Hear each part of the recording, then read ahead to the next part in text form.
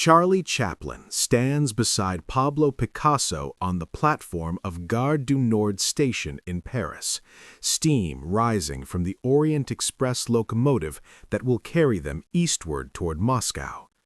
Picasso grips Charlie's shoulder with paint-stained fingers and declares in his accented English, "Come along, my friend, we go to show Stalin what real art looks like."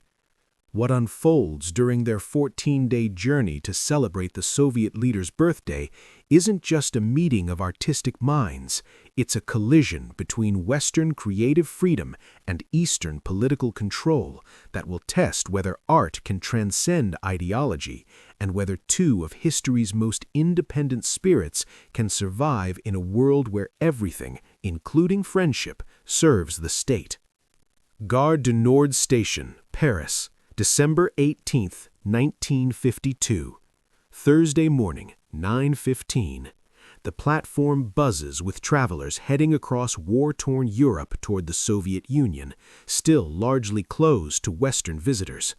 Charlie, at 63, wears his traveling suit and carries a single leather valise, having learned from decades of displacement to pack lightly.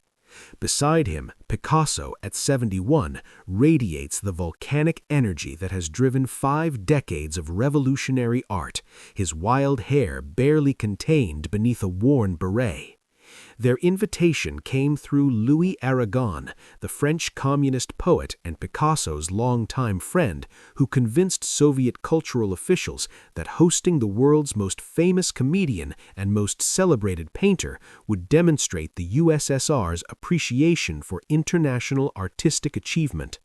What Aragon didn't mention, and what Charlie and Picasso don't fully understand, is that Stalin's 73rd birthday celebration has become a test of loyalty for communist intellectuals worldwide. The journey began 3 weeks earlier when Picasso visited Charlie at his temporary residence in Lausanne, Switzerland. Charlie had been living in European exile since 1952, when the U.S. Attorney General revoked his re-entry permit during the height of McCarthyism. His support for Soviet-American friendship during World War II, combined with his refusal to renounce his political beliefs, made him persona non grata in the land that had made him wealthy and famous. "Charles," Picasso said, gesturing dramatically in the drawing room overlooking Lake Geneva, "we are both exiles now, you from America, me from Spain since Franco's victory, but we have been invited to a place where art serves the people, not the powerful." Charlie had listened carefully. His recent film, Limelight, had been poorly received in America, partly due to political tensions surrounding his beliefs. European audiences embraced it, but Charlie felt the weight of artistic isolation. The prospect of visiting a country that claimed to value artists above capitalists intrigued him. "Pablo," Charlie said, "what do you really know about Soviet artistic freedom?" Picasso paused, his intense dark eyes flickering with uncertainty. "I know they appreciate my anti-fascist work. Guernica speaks to their struggle. My Communist Party membership demonstrates my commitment to workers' rights. But do they understand your cubism, your experimental periods?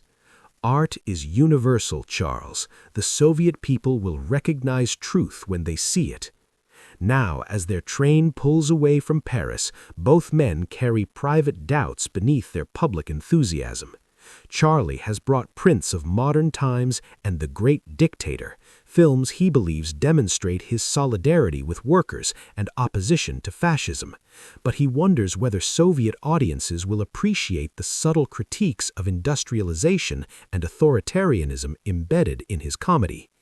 Picasso carries a portfolio of recent paintings, including his controversial Stalin portrait, which French communist newspapers had criticized for its lack of socialist realist style. The painting depicts Stalin as an ordinary man rather than a heroic leader, emphasizing humanity over ideology. Soviet officials have not yet seen it. Their train compartment becomes an intimate space for philosophical discussion as they roll across the winter landscape of Eastern Europe. Through frost-covered windows, they observe the devastation still visible 7 years after the war's end: destroyed villages, rebuilt factories, memorials to fallen soldiers. "Pablo," Charlie says, during their second evening, "do you ever wonder whether we're being naive about this trip?"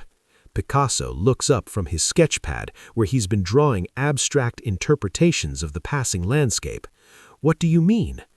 "I mean, are we guests being honored for our art, or symbols being displayed for their propaganda value?" "Both, perhaps, but is that necessarily wrong? If our presence helps Soviet citizens feel connected to international culture, if it demonstrates that artists can cross political boundaries, isn't that worth the risk of being used?" Charlie considers this. "My concern isn't being used, it's being misunderstood. My films work because they find universal human truths beneath specific circumstances. But what if Soviet audiences are told to see only political messages? Then we show them that art contains multiple truths simultaneously. Your little tramp character succeeds because he's simultaneously pathetic and noble, defeated and resilient. Viewers can interpret him politically or personally. That's the power of genuine art." As their train crosses into Soviet territory at the Polish border, both men experience the reality of communist bureaucracy. Border guards examine their papers with suspicious thoroughness. Customs officials inspect every item in their luggage, questioning the purpose of Charlie's film prints and Picasso's paintings. The process takes 4 hours, time spent in a waiting room decorated with portraits of Stalin and slogans about the workers' paradise. "This is taking longer than expected," Charlie observes quietly. "They're being thorough," Picasso replies, but his voice betrays nervousness. A young Soviet cultural attaché named Dmitry Volkov finally escorts them to a private car attached to the Moscow Express. Volkov speaks fluent English and French, having studied Western culture to better manage foreign visitors. "Comrades Chaplin and Picasso," he says formally, "the Soviet people are honored by your visit. Comrade Stalin himself has expressed interest in meeting you during the birthday celebrations." Charlie and Picasso exchanged glances. Neither had expected a personal audience with the Soviet leader. "We're honored by the invitation," Charlie responded diplomatically. "We hope our art can contribute to international understanding." "Of course," Volkov agrees, "Soviet citizens appreciate artists who understand that true art serves the people's struggle for justice and equality." During the final leg of their journey to Moscow, Volkov briefs them on protocol for the birthday celebration. They will attend a gala performance at the Bolshoi Theater, participate in a public reception at the Kremlin, and meet with Soviet artists and intellectuals. Their words will be recorded and published in Pravda. "Will we have opportunities to see ordinary Soviet citizens? I'm interested in how working people live." Volkov smiles tightly. "Your schedule has been carefully planned to maximize your cultural exchange opportunities." That evening, as their train approaches Moscow through snow-covered forests, Charlie and Picasso share their first moment of real concern about their decision. "Pablo, I think we may have underestimated the level of control we'll face here." "Perhaps, but we've already committed. And Charles, consider this, we may be the only independent voices these people hear for months or years. Even if our words are filtered through official channels, some truth might reach them. Or we might inadvertently endorse things we don't understand. That's the risk of engagement with any political system, but withdrawal guarantees that nothing changes." Moscow greets them with overwhelming official hospitality. Their hotel suite in the National overlooks Red Square, where workers are preparing decorations for Stalin's birthday celebration. Through their windows, they watch ordinary citizens hurrying through the cold, their faces revealing nothing of their private thoughts. The next morning, they begin a carefully orchestrated tour of Soviet cultural achievements. They visit the Tretyakov Gallery, where their guide emphasizes how Soviet artists have liberated art from bourgeois decadence. They attend a performance of Swan Lake, introduced to audiences as distinguished international guests who appreciate how the Soviet Union honors artistic excellence. But during private moments in their hotel room, both men struggle with the gap between official presentations and their own observations. Pablo, did you notice how carefully everyone speaks? How they pause before answering any question about their work? I noticed, but perhaps they're simply being thoughtful. Or perhaps they're being cautious. Their conversation is interrupted by a knock at the door. Volkov enters with urgent news. Stalin has requested a private meeting the following evening before the public celebration. "This is unprecedented honor," Volkov explains. "Comrade Stalin rarely meets foreign artists personally. You should prepare remarks about how Soviet socialism inspires your art." After Volkov leaves, Charlie and Picasso face the central dilemma of their visit. "Pablo, what do we say to the most powerful man in the Soviet Union? Do we tell him what he wants to hear, or do we risk telling him what we really think?"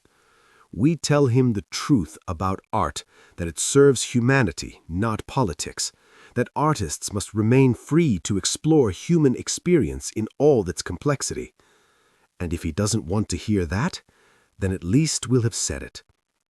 The private meeting with Stalin takes place in a modest office in the Kremlin, far from the grandiose reception halls. Stalin, shorter than either man expected, greets them in accented English, asking about their impressions of Soviet achievements. "Comrade Chaplin, your films show the struggles of working people under capitalism. Do you see how Soviet workers have been liberated from such exploitation?" Charlie chooses his words carefully. "I see a society attempting to provide security for all citizens. That's admirable.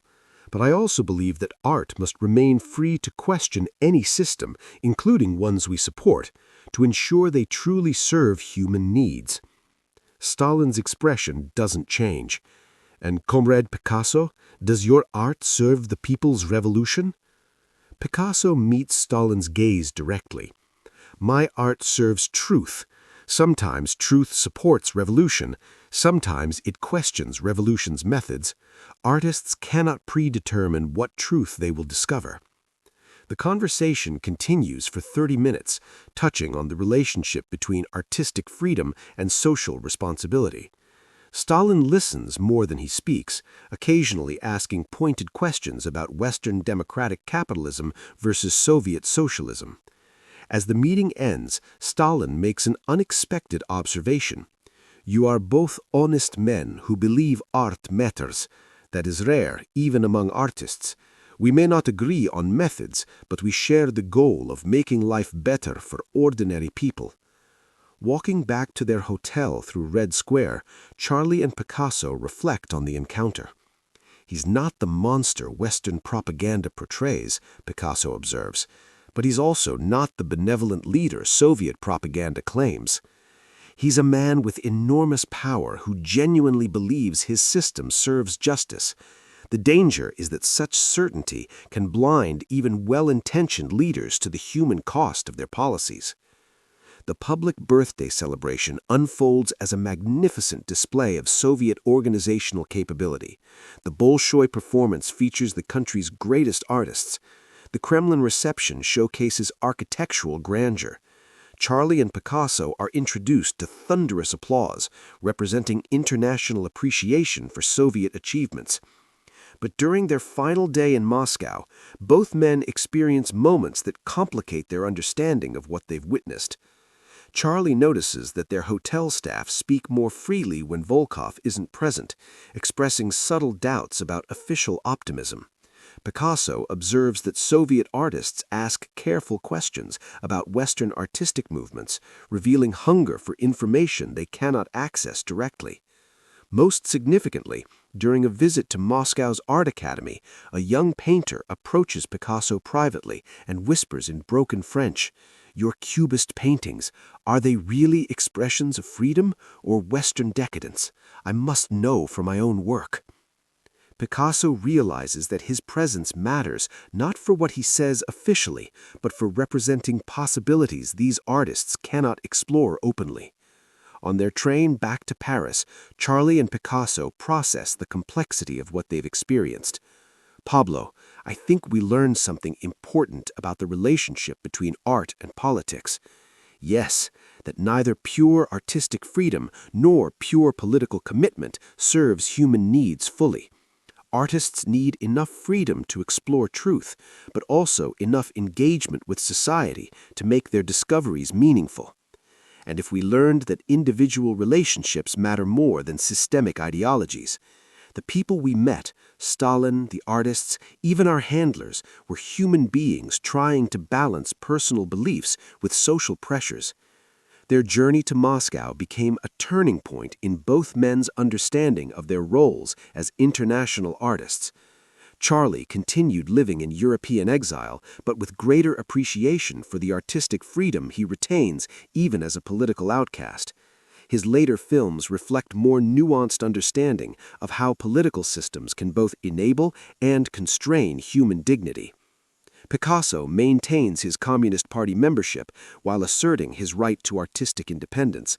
His subsequent work explores themes of political engagement without surrendering experimental innovation. Years later, when asked about their Moscow visit, both men emphasize the importance of direct human contact across ideological boundaries. The trip taught me that artists serve peace by remaining curious about different ways of organizing society while maintaining loyalty to human truth rather than political systems, Charlie explains. Picasso added, "We learned that real cultural exchange requires accepting the risk of being changed by what you encounter. If you travel only to confirm what you already believe, you're not really traveling. You're just moving your prejudices to different locations."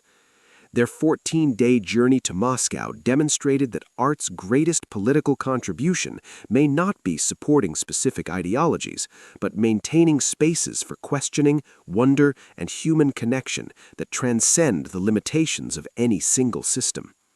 The Orient Express that carried them home to Paris also carried their evolving understanding that artistic independence and social responsibility are not opposites, but partners in the ongoing human effort to create societies worthy of human creativity and dignity.